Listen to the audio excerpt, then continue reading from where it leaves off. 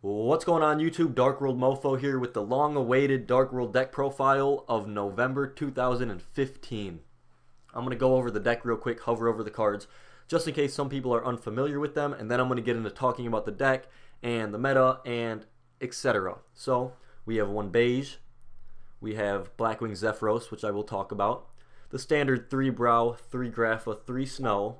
Then you see the one Malefic Stardust Dragon and the one Tour Guide from the Underworld. For the spells, we have the standard Allure, 3 Dealings, 3 Drag Downs, 3 Gates, and then the one-ofs I have Allure, Dark Hole, Raigeki, Soul Charge, Forbidden Lance, and Trade-In. And then the last 3 spells are Upstart Goblins. I'll hover over the rest of these like I said I was. Sorry about that. For the traps, we have the one Eradicator, triple Mind Crush, triple Reckless Greed, 1 Skill Drain, and 1 Torrential. And through the side, we have all these good cards, the Magic Cylinders. I'll explain those in a second. Extra deck, just in case people don't know who Castel is or something. I didn't know who Castel was when I got back into the game. I had to ask my friends what some of these cards were. This guy, number 23, he's new. I had no idea about him, but he's fantastic. He's really awesome. Alright, anyway, you guys see the build, and I want to know what your first impressions are on it. When you guys first saw this build, comment down below if you thought it was good, if you thought it was bad, and after I explain a little bit, I want to know if your opinions on the deck have changed a little bit. I don't know, how much they could sway from, either good or bad by me just explaining. But, if I have that kind of impact on you guys, then I guess that's pretty awesome. But anyway, let's get into it. So we have, the standard, 3 Grapha, 3 Brow, 3 Snow, and then I'm playing the 1 Beige. I don't think I want to play 2 Beige. I've talked about that. I've talked about Beige and Silva over and over, for years now. And it seems that 1 Beige is what you want to go with, just for the most consistency. And you just never want 2 beiges in a drag down and another Dark World monster. It's just really bad news when you have 2 beiges in your hand and you wish it was something else. Anyway, the Zephyros. I saw somebody comment on one of my videos. They did the little less than sign and they put Zephyros. And I was going to ask him, why he said that. But I decided I was just going to talk about why I like Zephyros in this deck. He's a monster that can be returned, he's a monster that can be special summoned if you return a face-up card. And he's level 4. And the reason I put him in here is just for, functionality. I wanted to be able to kind of go into my extra deck if I ever need to. If I ever have to make a Diamond Dyer. If I ever have to make a Castel. I just want, or, an Honor Arc, whatever it may be. I just kind of wanted that accessibility. I really like the fact that I can return my field spell to my hand and use it again if I need to. He's only at a 1-of, you can also banish him with the lure. I just like him as a card, and I'll be honest, throughout all of my playtesting on Dueling Network, I haven't seen him enough to really tell you if I like him or not, but for now, he's going to stay in my deck. Talk about the Malefic Stardust Dragon a little bit. So I added him in for a few reasons, kind of just like that I don't know if it's called toolbox, I don't really know what it's called, but I just wanted another level 8 that I can special summon very easily and have access to my extra deck. If I ever have to go into these guys, I just want it to be a little bit easier. And I wanted to play 1 Trade-In because that's just another card that can really help speed up my deck. I really, really like it when I'm going through my plays and I'm dealings and drag downing and I'm starting to get a Grapha in my hand, or if I draw into the Stardust, later on if I draw into that Trade-In, it can really, really help me out, which is why I'm really liking this card. Every time I see it, it's almost live. You have to be smart when to play it. You don't want to make the mistake to discard it, draw 2 cards, and then those cards be terrible, and then you're left with no monsters. You have to play smart. But I really do like the Malefic. I just like to be able to go into these rank 8s. They're pretty damn amazing. Lancelot is an MVP. Zombie Stein. He's always been a very good card. Gimmick Puppet. He can change games every once in a while. These level 8s are really powerful. And, you guys saw in my old profiles where, I'd spam rank 8s and stuff like that. But I wanted to give you guys a real standard, just really consistent build. And then the 1 Tour Guide, as always. Tour Guide's phenomenal. The Levier plays are just so many pluses.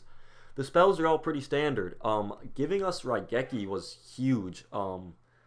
With all the draw power in Dark World and all the damage you can put on the board, drawing into that Raigeki at the right time, or just opening it in your hand and waiting and using it at the right time can just win you games. And I think this card is amazing in Dark Worlds.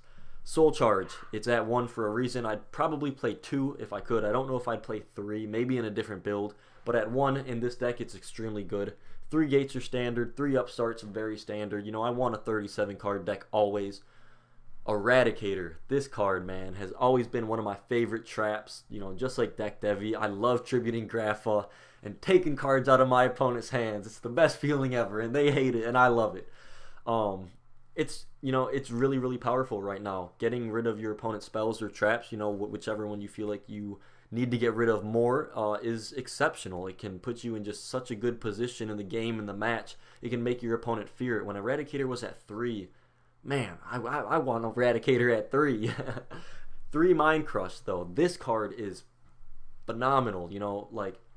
It's almost never live. It's so versatile in Dark Worlds. As you saw in that one match earlier, I used it to pop that Secret Village of the Spellcasters that was locking me out. This card is just super, super good, and I'm really, really happy it hasn't been hit or anything. Drag Down and Mind Crush in a Dark World combo is just best opening, you can ask for, aside from Triple Reckless or something crazy. Reckless Greed, a card that I've loved and hated throughout the entire time of me playing Dark Worlds. I hate drawing 1, using it, and then drawing those 2 cards, and you're like, wow, I lose. Even though you probably would have lost that game anyway, it's still a shitty feeling that you can't draw 2 more cards because you've already drawn them. But, opening up double of this card, like I said, with the draw power, just waiting to use it, it can be really, really powerful. Late game, mid game, early game, The one skill drain, I can't talk about this too much. Just like with the Zephyros, I haven't seen it in my hand too much. I haven't been able to activate it against my opponents and see how much damage it can really do. Like I said, with the new decks coming out, I don't know how good skill drain is going to be against the other decks, especially with all this removal it seems today. Floodgates, I don't know if they're going to be that powerful. I know other floodgates will be very powerful against some decks, but skill drain, I don't think it's as powerful of a floodgate as it used to be, with the smaller monsters and stuff like that, and pendulums and all that. And then we have the one Torrential. I was thinking of playing, Warning or anything like that, but Torrential's the best. Torrential, if your opponent overextends and you can get a +1 or 2 on their Torrential, it can really win you games. In that other match I played, was I playing against Heroes or something? I don't know what I was playing against. But I Torrentialed the guy because he overextended, and it won me the match, and it was phenomenal. So my main deck, I'm really liking it. It feels really, really solid. I have 3 regionals coming up. If I earn my invite, hopefully at the first one, I'm really planning on getting just my invite at the first one with Cosmo. I'd be super happy, and then I promise you guys I'll be playing Dark Worlds at that 2nd and 3rd regionals. Definitely showing you guys how it's going to pair up against the format and stuff like that. Let's talk about the side deck a little bit. 2 Max Cs. It's a powerful card. It's going to be super powerful coming up as well. I like it. I can play around it with my drag downs and stuff like that. I'm a smart enough player to know when to use the Max C, and if I draw both, I can hopefully get out of it. I'm not too worried about that. Max C is too powerful not to play, and drag down's too powerful not to play. Trance Archfiend, he's in the sideboard, none in the main. He's just really good if I fear that they have a ton of the spell and trap stoppage. I still want to have a discard outlet, so if they're stopping my spells and my traps, I want a monster that can make me discard a card and hopefully get my plays going. The second Dark Hole, the monster removal is very, very good. I have 1 Dark Hole in the main. I've always liked Dark Hole in Dark Worlds, but like I said, since it removes all the monsters, not that good. Giving us the Raigeki was just ridiculous. 3 MSTs in the side, you need them. 2 Deck Devis, I haven't tested these too much. I think they're going to be pretty solid. We'll find out. 4th Speller Trap removal, just to be careful. Magic Cylinders, it's always been one of my favorite trap cards. I've always tried, back in the day when I played Dark Worlds, I put 1 into my side deck or something like that. I think it's just a really fun card to use. Against Infernities, it's not bad. It's really not bad against too many decks. Dark Worlds can put out, a good amount of damage. 2 Graphas put out 6,000 You know, let's say I upstart them once, they're only at 3,000 left after those 2 attacks. And then they summon something that has 3,000. You know, the magic cylinder could win me the game. I know it's a little bit, you know, silly, but it's still a card that I like to have fun with. And since this is just DN right now, I got 2 in my sideboard. Royal Decree.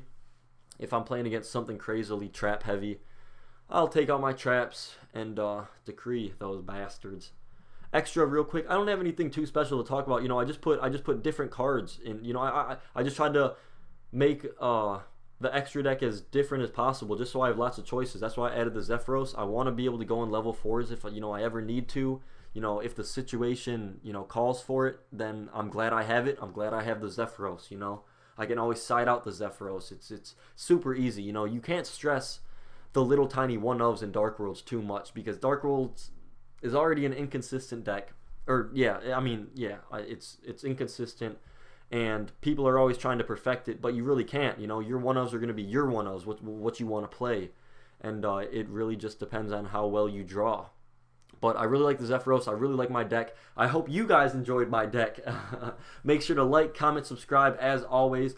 A shout out to all of my friends in the Yu-Gi-Oh community, each and every single one of you who are supportive and that I talk to. You know, I just want to give a huge shout out to you. I want to give a shout out to Dro. Dro's my man. I don't think he's going to be watching this that deep. He doesn't know anything I'm talking about, but I love all you guys. I'm really glad to be back on YouTube. I really hope I can keep growing. You know, I have a really good feeling about this. I'm really excited to travel to events, give you guys quality videos, and I really hope we can take this somewhere. YouTube, thank you guys so much for watching. Have an amazing Wednesday night, and I will see you guys on the next video. DarkWorldMOFO out. Peace, guys.